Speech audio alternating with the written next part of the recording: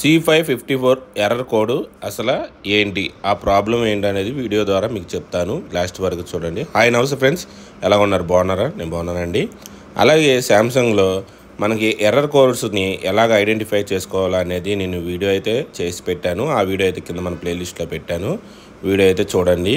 మళ్ళీ ఒకసారి అయితే చెప్తున్నాను. మామూలుగా మీరు అయితే ఆ ఎర్రర్ని తెలుసుకోవాలనుకుంటే ఆన్ ఆఫ్ మోడ్ సెట్, మళ్ళీ చెప్తున్నానండి, on off button, mode button, set button, 3 బటన్లు ఒకేసారి 5 సెకండ్ హోల్డ్ చేసి పట్టుకుంటే ఏసీ 0 కాన్సింగ్ అయితే కౌంటింగ్ అవుతుంది. 100% దాకా అయితే మనకైతే పర్సంటేజ్ రూపంలో అయితే చూపిస్తుంది. మధ్యలో అయితే మనకు ఆగిపోయి అయితే ఎర్రర్ కూడా అయితే వస్తుంది. అది కూడా ఏసీలో ఏదైనా ప్రాబ్లం ఉంటేనే, లేదంటే ఏ ప్రాబ్లం లేకపోతే 100% కంప్లీట్ అయిపోయి ఏసీ అయితే మనకి మంచిగా ఉన్నట్టే.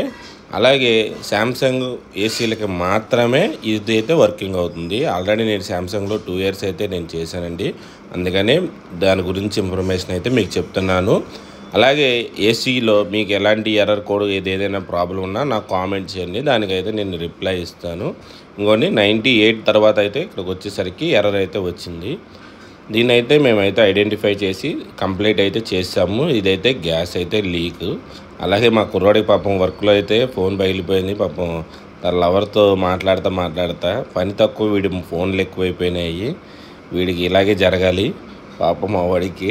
ఇప్పుడు ఈ ఫోన్ డబ్బులు కూడా నేనే చెల్లించాలి. సరే, వాడి సంగతి వదిలేగారండి. ఇంకోండి ఎర్రర్ అయితే C554 ఎర్రర్కి వచ్చేసరికి గ్యాస్ లీక్ ఎర్రర్.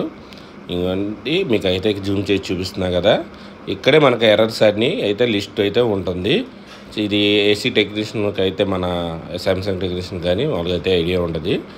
అలాగే ఈ రిపేర్ అనేది గ్యాస్ అయితే లీక్ అండి.